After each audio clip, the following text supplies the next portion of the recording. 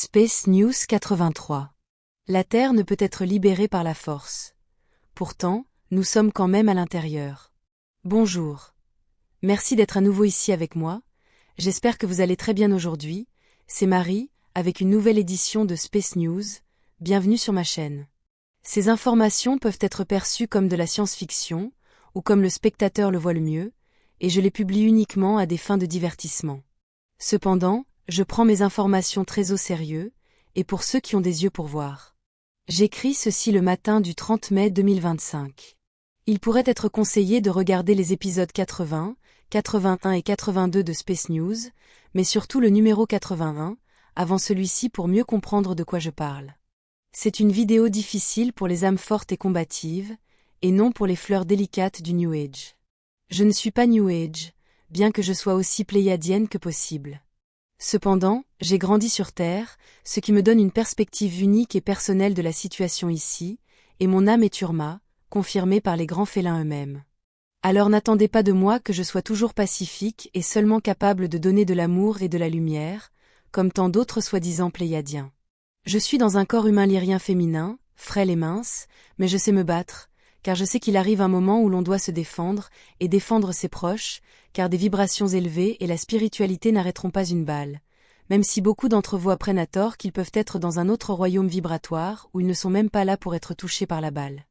C'est vrai, pourtant dans les royaumes matériels, en particulier sur Terre, croire que cela suffit est hautement illusoire. Être une gentille personne dévouée à aider les autres, au service des autres et non au service de soi-même, comme le disent les andromédiens, et sans tenir compte de vos besoins personnels, de votre contexte et de votre cadre, ne fera que vous exposer à des abus narcissiques et à une exploitation pure et simple.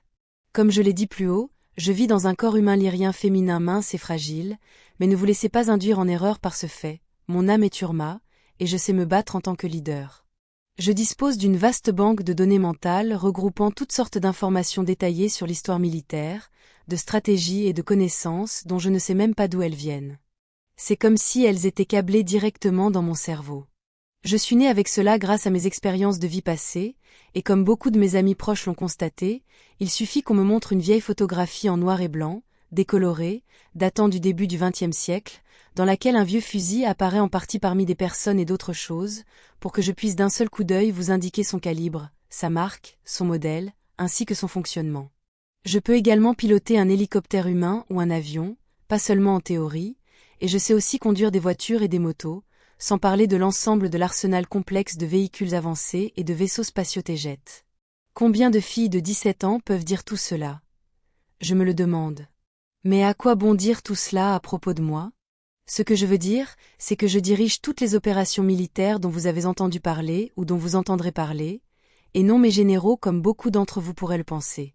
Et mon objectif en vous disant tout cela est de signaler à quiconque m'écoute que je suis pleinement compétente et prête en tant que leader, que je sais ce que je fais, et qu'on ne m'arrête pas facilement. Ne vous laissez pas tromper par mon visage de jeune fille frêle et féminine. Dans mes dernières vidéos, j'ai expliqué pourquoi la Terre ne peut pas être libérée par la force, et pourquoi nous n'y entrerons pas comme beaucoup l'attendaient, y compris la cabale terrestre. Je sais que beaucoup d'entre vous sont déçus par mes paroles, car vous souhaiteriez que nous intervenions par la force et que nous expulsions une bonne fois pour toutes les forces régressives. Vous en avez assez de toutes les choses terribles et les injustices de toutes sortes qui s'y produisent en permanence, envers les gens et les animaux qui, de notre point de vue, sont aussi des personnes. Ce qui protège mon groupe et nos actions, c'est le cadre légal qui nous entoure et nous soutient. Jusqu'à présent, la Fédération Galactique avait caché le véritable cadre légal à presque tout le monde, et surtout à nous, en étant contradictoire et obscur. Ce faisant, personne ne pouvait organiser un mouvement véritablement basé sur les règles et règlements de la Fédération Galactique elle-même. Je dois remercier l'ambassadrice ontarienne, Aced Nidia, pour ses efforts et son incroyable compréhension des règles et règlements de la Fédération Galactique, ainsi que du droit maritime spatial sur lequel il repose. C'est grâce à elle que nous pouvons opérer autour et sur Terre, dans le cadre légal. Cela rend impossible pour la Fédération Galactique de nous expulser de force de cette zone ou d'arrêter nos opérations en cours, celle-ci étant pleinement légale. Même la tristement célèbre directive première est pleine de lacunes, d'exceptions et d'incongruences que nous utilisons à notre avantage. La matrice de la Terre ne doit pas être perturbée, C'est la règle la plus importante de la Fédération ici, et cela signifie que nous ne pouvons pas révéler ouvertement nos opérations et notre existence. Et cela inclut la société standard, non interstellaire, qui existe à sa surface, celle qui est officielle. Pourtant, comme je l'ai décrit dans mes vidéos précédentes, par exemple dans la récente sur les bases souterraines, il y a deux civilisations principales sur Terre, une interstellaire, et celle de la surface, qui ne l'est pas, comme je l'ai dit plus haut.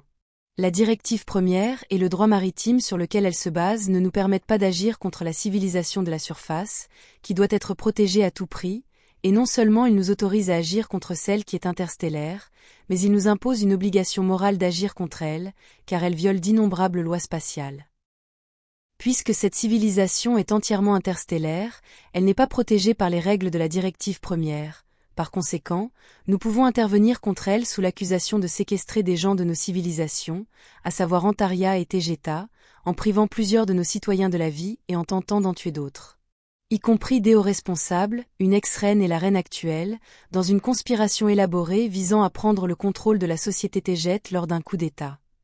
Cela suffit à nous permettre d'agir contre eux. Cette civilisation interstellaire sur Terre, qui se trouve à moitié sous terre et à moitié en surface, se mêlant à la civilisation non interstellaire, est également accusée d'avoir violé la directive première à plusieurs reprises, ainsi que de nombreuses autres lois spatiales, puisqu'elle a séquestré et continue de séquestrer des habitants de sociétés pré-industrielles non interstellaires et moins développées à des fins obscures. C'est le cadre légal qui nous protège, nous et nos actions, et pour répondre aux commentaires d'un de mes abonnés, non, nous n'entrerons pas en guerre contre la Fédération. Au contraire, nous faisons appliquer ses meilleurs principes éthiques, moraux et légaux, sur lesquels elle a été fondée, même en contradiction avec l'attitude de ses représentants locaux jusqu'à présent. Et non, la Fédération ne dispose pas de plus de technologie que nous, d'abord parce que nous sommes la Fédération, et ensuite, ne vous laissez pas tromper par des engins dits discoïdaux apparemment supérieurs qui vous paraissent mystérieux et aliens, car ceux-ci fonctionnent grâce à une technologie de manipulation gravitationnelle inférieure. Vous pouvez penser que nos engins vous sont familiers parce qu'ils ont été construits par plus d'humains lyriens, et moins impressionnants que les autres en raison de votre programmation de science-fiction, alors qu'en réalité, ils surpassent les engins discoïdaux. Il m'arrive souvent de ne pas mentionner certains types de technologies supérieures que nous possédons, car cela n'était pas pertinent, et parce que j'ai souvent le sentiment que cela pourrait nuire à ma crédibilité, tant ces technologies semblent être de la magie pour la plupart des humains. Les lois et règlements de la Fédération galactique nous permettent d'opérer sur Terre tant que nous les respectons, et la plus importante est que nous ne devons pas perturber la civilisation de surface en révélant notre présence. Comme nous devons pénétrer à l'intérieur et voler près du sol où nous sommes entièrement visibles, nous avons développé l'engin d'assaut Stack 11D, au cours de l'année dernière. Cet engin, petit et agile, hautement armé et blindé, est spécialement conçu pour ressembler à ce que les humains de la Terre développeraient, comme s'il était le fruit d'un vaisseau de science-fiction du film Alien 2 avec un hélicoptère Black Hawk. Il a une apparence humaine parce que son but est de paraître ainsi, précisément pour perturber le moins possible la matrice terrestre, puisqu'il ne ressemble ni à un vaisseau spatial extraterrestre, ni à un ovni, ni quoi que ce soit de ce genre. Il ressemble à un hélicoptère d'attaque avancé, sans rotor. Pourtant, il est entièrement équipé de la technologie et de l'armement Tejet, y compris des boucliers défensifs énergétiques. Et il est également équipé d'armements humains tels qu'un canon rotatif de 20 mm, afin que les dégâts qu'il cause puissent être facilement attribués à un hélicoptère humain. Assez tourné autour du pot avec le sujet principal de cette vidéo. Pour ceux d'entre vous qui souhaitent que nous intervenions en force pour expulser la cabale une bonne fois pour toutes, et pour ceux qui ont été déçus par ce que j'ai dû expliquer dans ma dernière vidéo, écoutez ceci. Nous sommes déjà à l'intérieur de la planète, et légalement. Nous opérons activement sur tous les continents en utilisant les zones de conflit en cours comme couverture, laissant d'autres récolter le mérite de nos frappes, et permettant aux humains de déformer les faits à leur avantage. Cela fait partie de notre couverture, car nous ne pouvons pas être vus ouvertement par la population de la surface, donc non, nous ne ferons pas facilement la une des journaux. Mais qui sait, puisque nos dernières opérations ont été assez chaotiques. La matrice elle-même empêche que les faits réels soient connus du grand public, mais nous sommes là, comme aucune autre race stellaire ne l'a été auparavant, du moins pas récemment. Comme je l'ai déjà dit, je suis le seul leader Tejet à avoir frappé militairement la cabale et à s'en être sorti, car cette fois la Fédération galactique a les mains liées légalement. Ils osent se rendre sur nos planètes pacifiques pour ôter la vie et pour enlever nos citoyens contre leur volonté, et voici notre réponse hautement asymétrique. Vous la Kabbale, êtes tombé dans votre propre piège du New Age, pensant que les Pléiadiens ne sont qu'amour et lumière, et incapables de riposter. Nous sommes là, à la surface, travaillant tout en nous mêlant à la population pendant que nous recueillons des informations et des renseignements, nous sommes là pour sortir des gens de ces bases hideuses, toutes sortes de personnes, car nous sommes ici pour protéger autant d'innocents que possible, et nous le faisons en sauvant les nôtres. Et sachez que nous considérons comme victimes toutes les personnes séquestrées par la Kabbale, de quelque manière et sous quelque forme que ce soit. Cela inclut tous ceux qui se trouvent à la surface, et nous élaborons des plans à long terme sur place. Partout où il y a un conflit, nous sommes présents, faisant de notre mieux pour en atténuer les effets, et nous intervenons également profondément sous terre en utilisant leur propre portail, ce qu'ils pensaient leur conférer un avantage et une immunité. Les 2 vaillants membres de l'équipage du Stack 211 ont volé à 2 niveaux de profondeur sous terre, dans une base pour extraire les gens le plus rapidement possible, lors d'une opération incroyablement éprouvante pour les nerfs, pilotant un vaisseau d'attaque Stack à grande vitesse à travers d'innombrables tunnels et cavernes, où l'espace est parfois exigu, tout en subissant des tirs ennemis. Nous avons ce niveau de dévouement, et non, ce n'est pas un film, c'est le moment de la revanche en conditions réelles. Nous frapperons partout où nous le pourrons, et nous agissons en toute légalité. Nous continuerons de protéger au mieux la population civile de la Terre, car nous en avons tous assez de l'horrible cabale qui gouverne la planète. Ces jours sont comptés. Notre présence augmentera progressivement, mais nous nous attendons à une opération très longue. Qui sait combien de temps cela durera, mais nous triompherons. Nous vous demandons de faire preuve de patience. Cela pourrait prendre du temps, car nous devons toujours couvrir nos traces, comme le dicte la directive première, et nous la respectons. Et tout cela provient uniquement des Tégètes. Attendez de voir quand les Antariens et les Urmas se déchaîneront.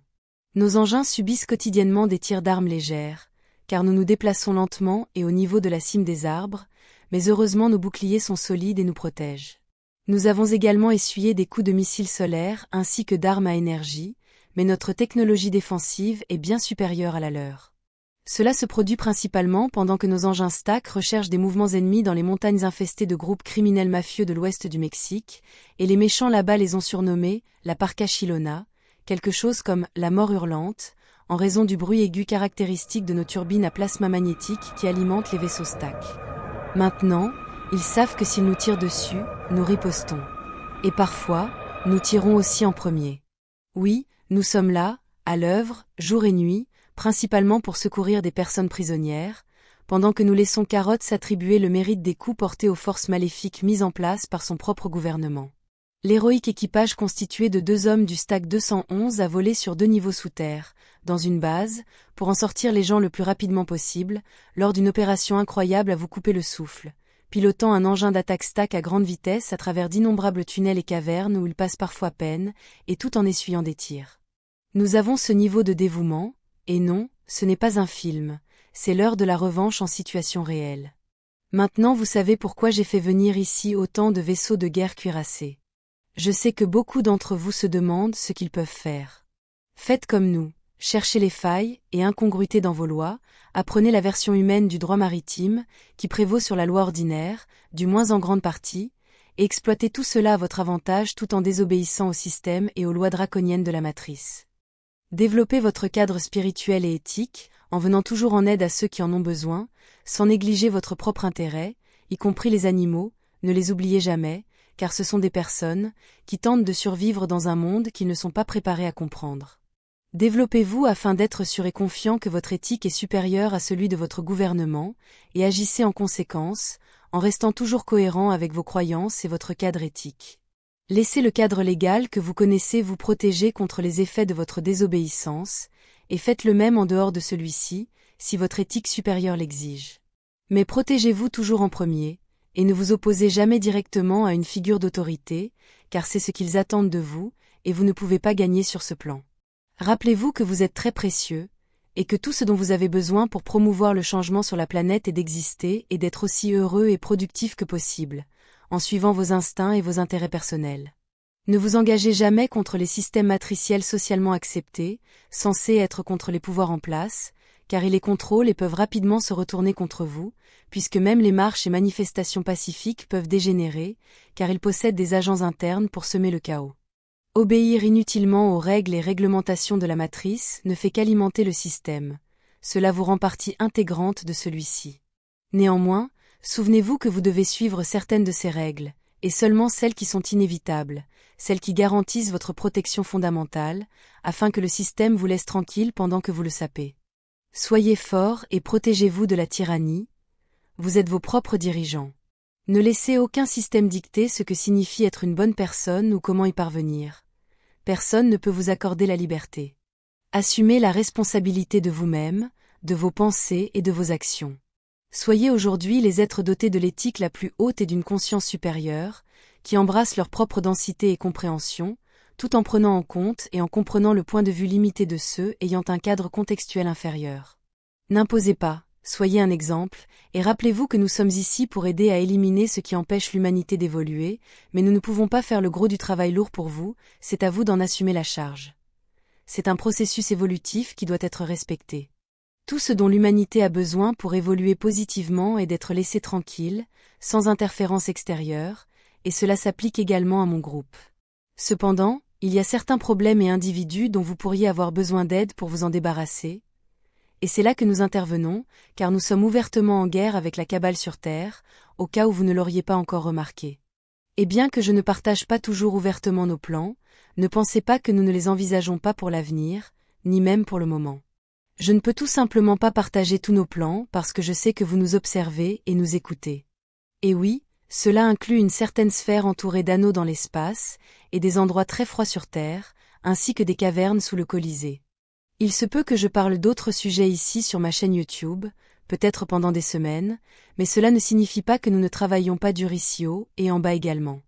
Soyez forts, chers amis, vous n'êtes pas seuls. C'est toujours un plaisir d'écrire pour vous, mes amis. Un grand merci à toutes les personnes qui me soutiennent, moi et ma chaîne. Vous changez des mondes ici. Cela peut être la même chose que j'ai dite la semaine dernière parce qu'il existe un nombre limité de mots en anglais, mais cela ne change en rien l'immense gratitude que je ressens envers vous tous. Vous êtes toujours dans mes pensées et je vous porte très cher dans mon cœur. Ce sera tout pour aujourd'hui. Comme toujours, merci d'avoir regardé ma vidéo, d'avoir liké, partagé, et de vous être abonné pour davantage. Cela aide beaucoup cette chaîne à grandir. Et j'espère vous voir ici la prochaine fois. Avec beaucoup d'amour et de reconnaissance. Votre amie, Reine Marie, première de Tegeta.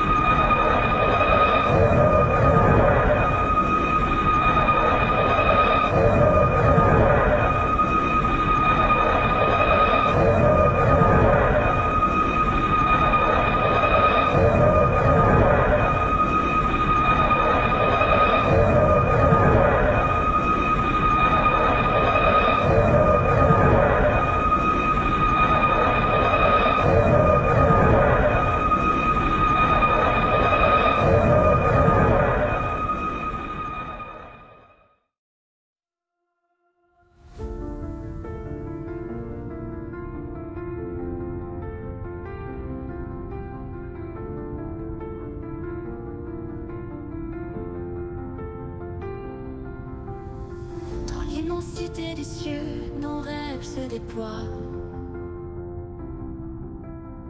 Une étoile guide nos voeux vers un monde de joie. Chaque lumière dans la nuit raconte une histoire, un voyage infini aux confins de l'espoir.